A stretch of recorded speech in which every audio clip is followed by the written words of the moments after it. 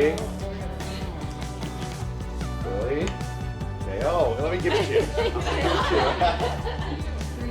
Three, 2, 1. Sweet! Oh, that's cool.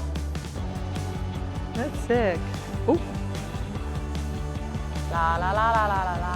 Wow. Whoa. Can I open? Wow. It's so nice. With name and everything. Name and number. Oh. Oh, wow. It's a nice jersey. That's me. That's me. Oh, it's all pressed it up.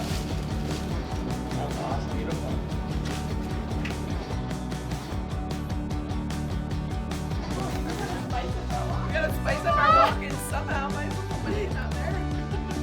Oh, wow. Oh, that's sick. Wow. That's my name on it. That's cute. Whoa, whoa, whoa. Add it to my essentials. So fun, actually. Like that. Have a sniff, run. Hey, fellas, whether it's your first games or your fifth, like it is an important milestone and it is the pinnacle of the sport. We're going there for one reason, to win, but also make sure you enjoy that experience.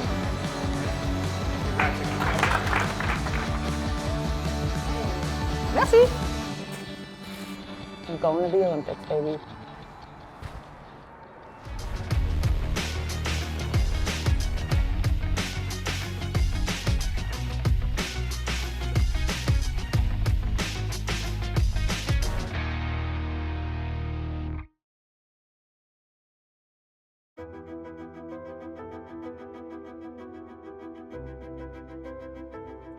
Being captain of Team Canada is something that I think none of us take lightly, and I think that starts with the way you treat the people around you.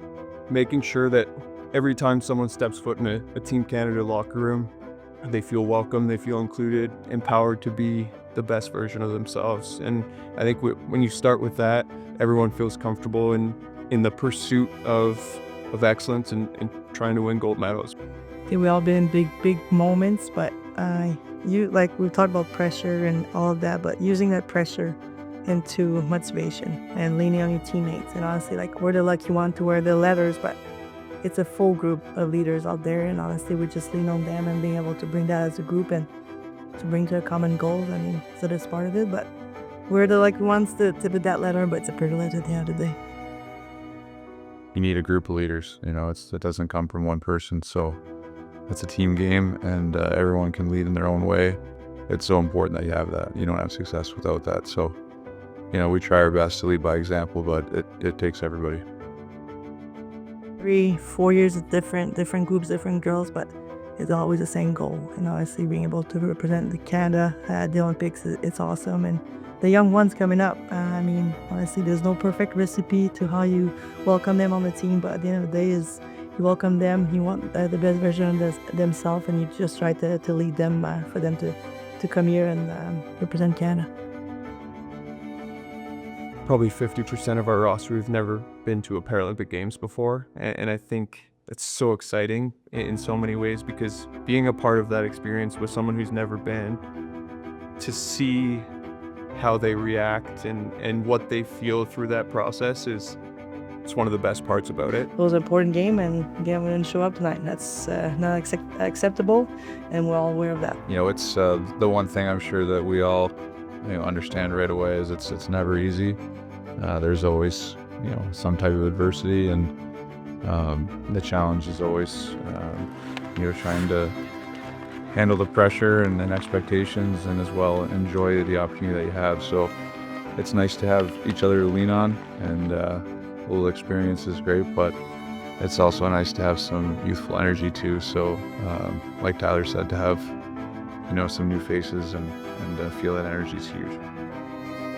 We do have all our own teams, but at the end of the day, we're all one team, and that's the best part of it. Being able to connect, to talk about different things, to pick each other's brain, honestly, we all go through different things, but at the end of the day, it all relates. And that's the best part of it. You want to bring back gold to Canada, and we're all going to do this together.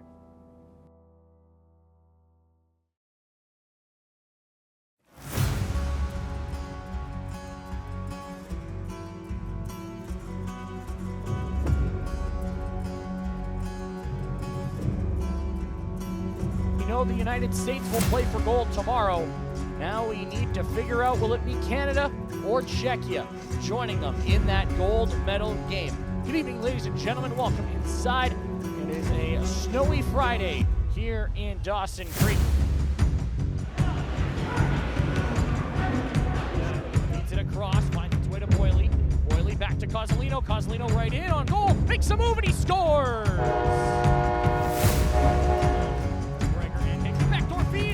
Dunn taps it home. What a pass out of the corner from Dominic Kozolino.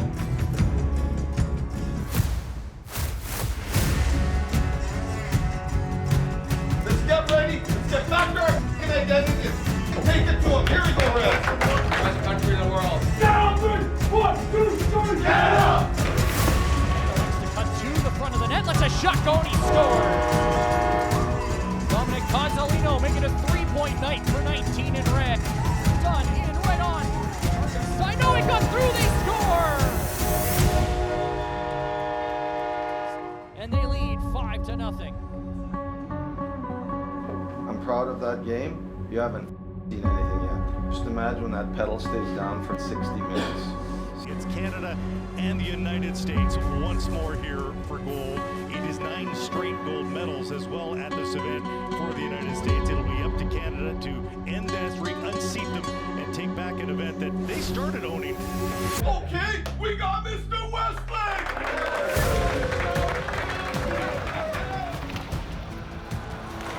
Grove keeps things alive. Little pass in front, they score!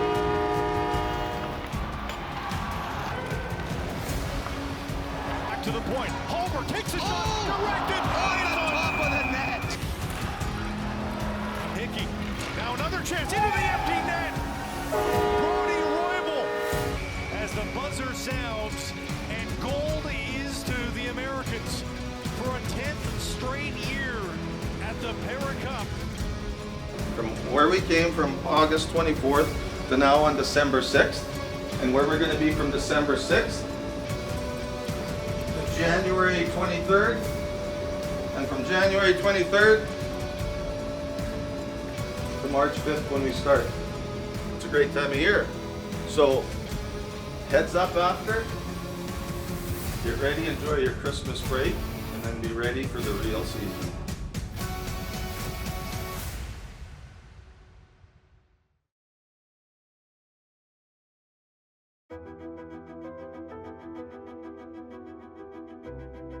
You know that saying, KISS, keep it simple, stupid.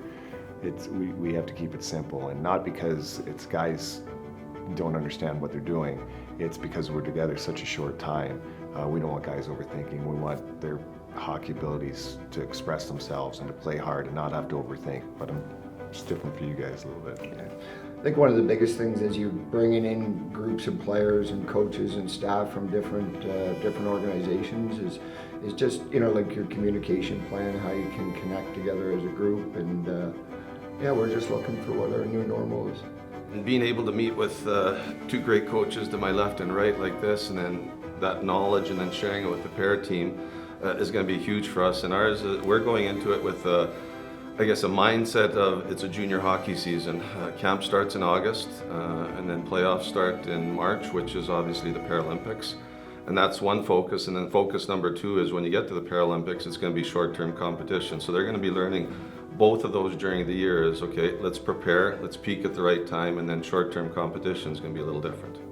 You know, tapping into the minds of these 2 great coaches is going to be valuable for me. So I think, you know, John's been a great supporter of our program, you know, since I've been involved with the women's program, and Boris and I go back many years in junior hockey. So it's just nice to reconnect here, and looking forward to tapping into their knowledge moving forward.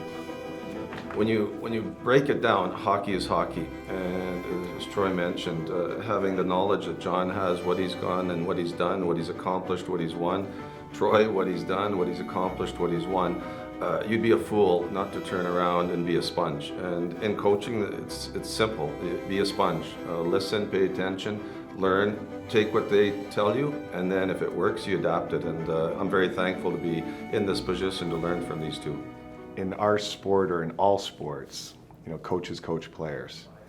But in the end, like, who coaches the coach? And for us to get together and we help coach each other, and it doesn't matter if it's men's, para, women's, as Boris said, it's hockey's hockey.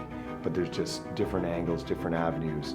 Ultimately, we're coaching humans, but to get coaches together to actually go through what we all go through, that other people don't understand what's happening, and our emotions and our decisions we have to make.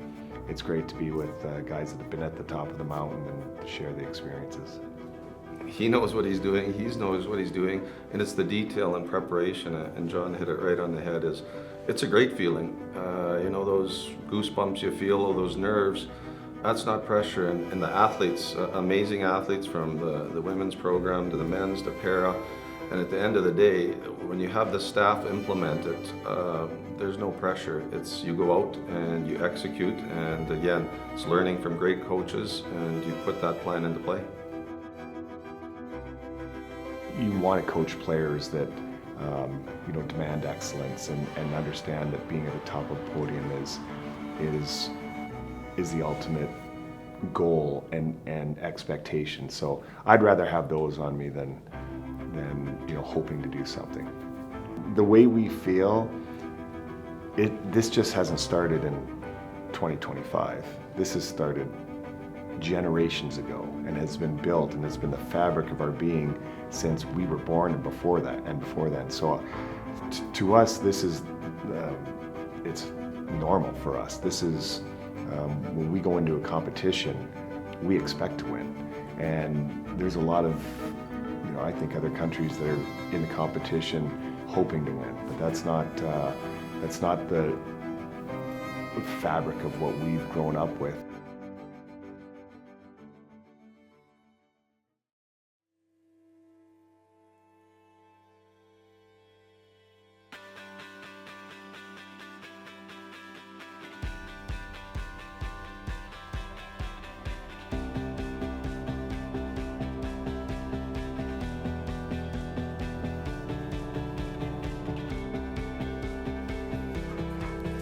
I mean, obviously in the rivalry series, we're worrying about player selection a little bit, and Sarah Nurse was injured. So to have everybody back here and healthy and in a good spot is a luxury we have for sure. Whoa. Wow, that's nice. Made it! Should I go ruin their fun over there? 3.5 years ago, right after Beijing, we came for a site visit to try to find where we wanted to stage before the Olympic Games in Milan. And Lugano is an hour away from Milan. We were able to connect with the rink here, and they were giving us a lot of space, a lot of ice time, everything that we needed, so the facilities were great. But what we like the most of it is it's a community that's quiet, it's beautiful. There's lots of places for our athletes to walk and just be able to reconnect and really have a quiet space for them to be able to prepare ahead of the Olympic Games. The Olympics are always a little bit chaotic, and we wanted to make sure that we gave our athletes and our staff a good space to build on before we head into the Olympic Games. No buckets tonight. It's an opportunity to kind of, erase a little bit of what they're doing with their club team and start working on some concepts. A lot of our focus here is a little bit of zone coverage and separation, working on zone 4 checklists and a little bit of ozone spacing. Nothing magical, but just trying to get everything else.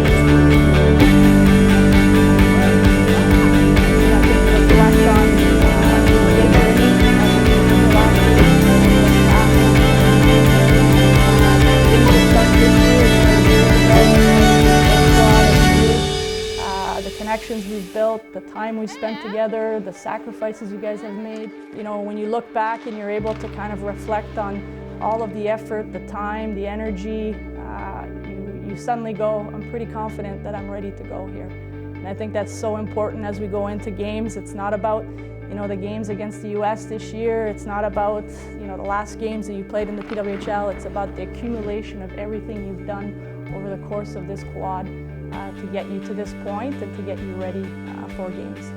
In times of pressure, you never rise to the occasion, you always descend to the level of your preparation. And in my reflection collectively, when I look at this group, I have no doubt we've put in the time, we've put in the effort, we've put in the deliberate approach that we've taken from our coaching staff to all of you guys. I have no doubt we are ready for what's to come here in the next 20 days, and I'm really excited to see it come to life. 1, 2, 3, Canada!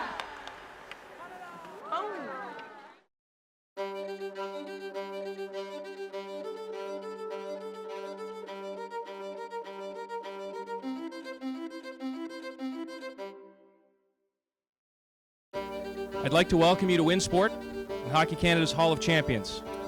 Today we will unveil our roster that will represent Canada at the 2026 Milan Cortina Paralympic Winter Games coming up in March. Our team is currently at the end of a 2-week-long training block here in Calgary. Hockey Canada is very excited for today's announcement. It is the third and final announcement on our road to triple gold, and we look forward to having you all join us on our journey, wherever it may be from your couch, coast to coast to coast, or whether you're on your way to Milan to cheer us on. So without further ado, I'd like to say a huge thank you to the Calgary Sledge Hockey Association, many of whom are here. They were a huge part in creating our roster reveal video, which you will see very shortly. So for those in the room, round of applause for the Calgary Sledge Association.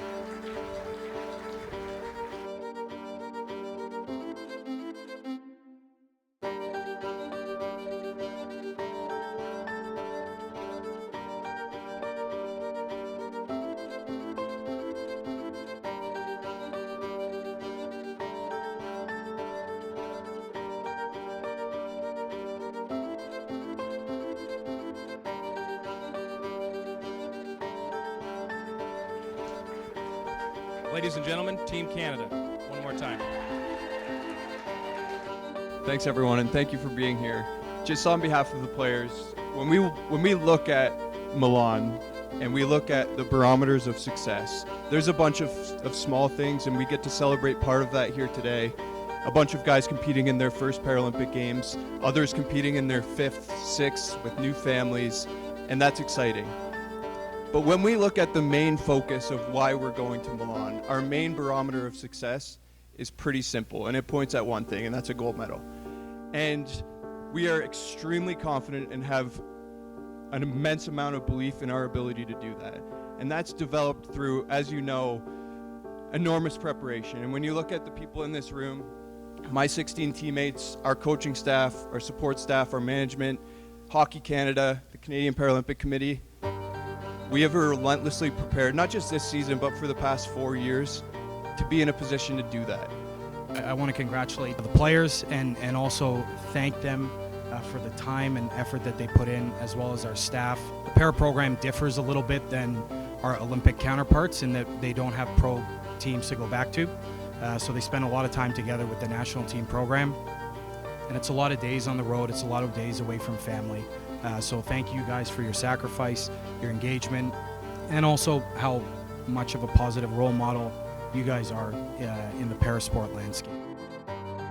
These athletes, it's amazing what they do, how hard they work, what they accomplish, and that's the pride. They've been working very, very, very hard from that first day when we met in August, when we got together. And that was a special time. For anybody who didn't know, we were able to be together, the female program, the male program, and the para program. And that's a huge thank you. And allowing the 3 main programs to be together, learn from each other, and what was taken away from that for the athletes was amazing. And that set the tone for us with the para program and these athletes, knowing what our mission was. And it is a mission, straightforward. They know we've talked about it, and it is mission possible in Milan, and our goal is simple, it's gold. So thank you for coming. And I also think that confidence and belief comes from an enormous amount of resilience. And when you look at the stories in this room, their personal stories, our team stories, we are full of that. We also have the ability to be adaptable, an enormous tolerance for uncertainty. And when you combine all those things together, There's no group of people in the world that I believe have a better chance to win a gold medal. That's what defines this team, that's what defines this program, and that's what defines us as Canadians. And man, we love this country so much, and we will do everything that we possibly can to represent you well and come home with a gold medal. Thank you.